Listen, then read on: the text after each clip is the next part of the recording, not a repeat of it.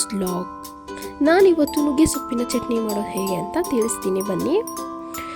ನುಗ್ಗೆ ಸೊಪ್ಪಿನ ಚಟ್ನಿ ಮಾಡೋದಕ್ಕೆ ನಮಗೆ ಮೊದಲು ಇಲ್ಲಿ ತೆಂಗಿನಕಾಯಿ ತೊಗೊಂಡಿದ್ದೀವಿ, 2 ಒಣಮೆಣಸಿನ್ಕಾಯಿ, 2 ಹಸಿಮೆಣಸಿನ್ಕಾಯಿ. ನಾವು ಖಾರ ಕಮ್ಮಿ ತಿಂತೀವಿ, ಸೊ ಅದಕ್ಕೆ 1 ಗೆಡ್ಡೆ ಬೆಳ್ಳುಳ್ಳಿ, ನುಗ್ಗೆ ಸೊಪ್ಪು, ಹುಣಸೆಹಣ್ಣು, ಕರಿಬೇವಿನ ಸೊಪ್ಪು, ಉದ್ದಿನಬೇಳೆ, ಜೀರಿಗೆ, ಕಡಲೆಬೇಳೆ, ಈ ಎಲ್ಲ ಇಂಗ್ರೀಡಿಯೆಂಟ್ಸ್ ಯೂಸ್ ಮಾಡಿಕೊಂಡು ನಾವು ಹೇಗೆ ಮಾಡೋದು ಅಂತ ನೋಡೋಣ ಬನ್ನಿ.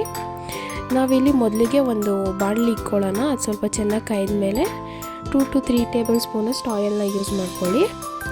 ಅದಾದಮೇಲೆ ಅದಕ್ಕೆ ಆಯಿಲ್ ಸ್ವಲ್ಪ ಕಾಯಿದಾದ್ಮೇಲೆ ಕರಿಬೇವಿನ ಸೊಪ್ಪು ಹಾಕಿ, ಕರಿಬೇವಿನ ಸೊಪ್ಪು ಸ್ವಲ್ಪ ಫ್ರೈ ಆದಮೇಲೆ ಅದಕ್ಕೆ ನೆಕ್ಸ್ಟು ಒಣಮೆಣ್ಸಿನ್ಕಾಯಿ, ಹಸಿಮೆಣ್ಸಿನ್ಕಾಯಿ ಸೇರಿಸ್ಕೊಳ್ಳೋಣ. ಅದಕ್ಕೆ ಕಾಯಿನೂ ಸೇರಿಸ್ಕೊಂಡು ಸ್ವಲ್ಪ ಚೆನ್ನಾಗಿ ಫ್ರೈ ಮಾಡ್ಕೊಳ್ಳೋಣ. ಅದು ಸ್ವಲ್ಪ ಫ್ರೈ ಆದಮೇಲೆ ಅದಕ್ಕೆ ಸ್ವಲ್ಪ ಹುಣಸೆಹಣ್ಣು ಹಾಕಿ, ಅದನ್ನು ಆದಮೇಲೆ 1 ಟೇಬಲ್ ಸ್ಪೂನ್ ಉದ್ದಿನಬೇಳೆ, 1 ಟೇಬಲ್ ಸ್ಪೂನ್ ಕಡಲೆಬೇಳೆ ಹಾಕಿ ಸ್ವಲ್ಪ ಜೀರಿಗೆ ಹಾಕ್ಕೊಂಡು ಫ್ರೈ ಮಾಡ್ಕೊಳ್ಳೋಣ. ಅದೆಲ್ಲನೂ ಸ್ವಲ್ಪ ನೀಟಾಗಿ ಫ್ರೈ ಆಗಲಿ. ಫ್ರೈ ಅಂದರೆ ಕಾಯಿ ಸ್ವಲ್ಪ ಗೋಲ್ಡನ್ ಬ್ರೌನ್ ಕಲರ್ ಆಗಬೇಕು. ಅದು ನೀಟಾಗಿ ಆ ಥರ ಆದಮೇಲೆ ಅದು ಸ್ವಲ್ಪ 1 ಗೆಡ್ಡೆ ಬೆಳ್ಳುಳ್ಳಿ ಸೇರಿಸ್ಕೊಳ್ಳಿ. 1 ಗೆಡ್ಡೆ ಬೆಳ್ಳುಳ್ಳಿ ಹಾಕ್ಕೊಂಡು ಅದು ಸ್ವಲ್ಪ ಫ್ರೈ ಆದಮೇಲೆ ಅದಕ್ಕೆ ನುಗ್ಗೆ ಸೊಪ್ಪನ್ನ ಸೇರಿಸ್ಕೊಳ್ಳಿ. ನುಗ್ಗೆ ಸೊಪ್ಪನ್ನೆಲ್ಲ ಸೇರಿಸ್ಕೊಂಡು ಚೆನ್ನಾಗಿ ನೀಟಾಗಿ ಫ್ರೈ ಮಾಡ್ಕೊಳ್ಳಿ. ಅದು 10 to 15 ಮಿನಿಟ್ಸ್ ಚೆನ್ನಾಗಿ ಫ್ರೈ ಆಗಬೇಕು. 10 to 15 ಮಿನಿಟ್ಸ್ವರೆಗೂ ಚೆನ್ನಾಗಿ ಲೋ ಫ್ಲೇಮಲ್ಲಿ ಇಟ್ಕೊಂಡು ಫ್ರೈ ಮಾಡ್ಕೊಳ್ಳಿ. ಅದು ಚೆನ್ನಾಗಿ ಫ್ರೈ ಆಗಬೇಕು. ಸೊಪ್ಪು ಎಲ್ಲ ಹಸಿ ವಾಸನೆ ಎಲ್ಲ ಹೋಗಬೇಕು ಸೊಪ್ಪಿಂದು. ಅದೆಲ್ಲ ನೀಟಾಗಿ ಫ್ರೈ ಮಾಡ್ಕೊಳ್ಳಿ. ಅದಕ್ಕೆ ಮೇಲೆ ಸ್ವಲ್ಪ ರುಚಿಗೆ ತಕ್ಕಷ್ಟು ಉಪ್ಪು ಹಾಕ್ಕೊಂಡು ಚೆನ್ನಾಗಿ ಫ್ರೈ ಮಾಡಿ. ನೋಡಿ, ನಾನಿವಾಗ 10 to 15 ಮಿನಿಟ್ಸ್ವರೆಗೂ ಚೆನ್ನಾಗಿ ಫ್ರೈ ಮಾಡ್ಕೊಂಡಿದ್ದೀನಿ. ನೋಡ್ಬೋದು, ಈ ರೀತಿ ಎಲ್ಲ ನೀಟಾಗಿ ಫ್ರೈ ಆದಮೇಲೆ ನಾನಿವಾಗ ಗ್ಯಾಸ್ನ ಆಫ್ ಮಾಡ್ಕೊತಿದ್ದೀನಿ. ಗ್ಯಾಸ್ನ ಆಫ್ ಮಾಡಿಬಿಟ್ಟು ಇದನ್ನು ಸ್ವಲ್ಪ ಹೊತ್ತು ತಣ್ಣಗಾಗೋದಕ್ಕೆ ಸೈಡ್ಗೆ ಇಡೋಣ.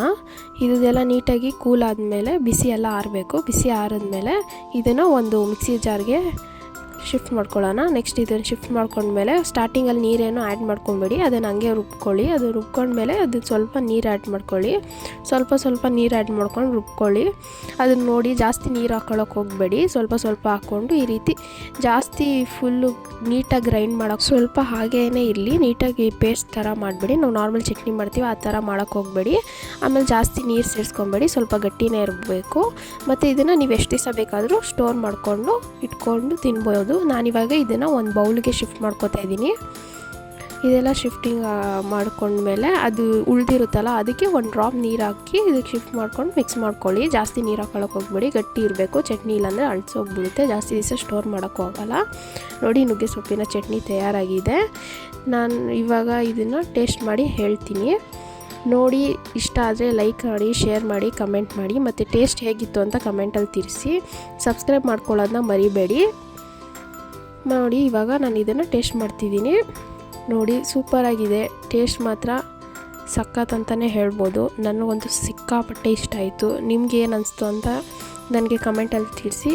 ಮತ್ತೆ ಸಿಗುವ ಮುಂದಿನ ವ್ಲಾಗಲ್ಲಿ. ಅಲ್ಲಿಯವರೆಗೂ ಶುಭ ದಿನ. Have a good day.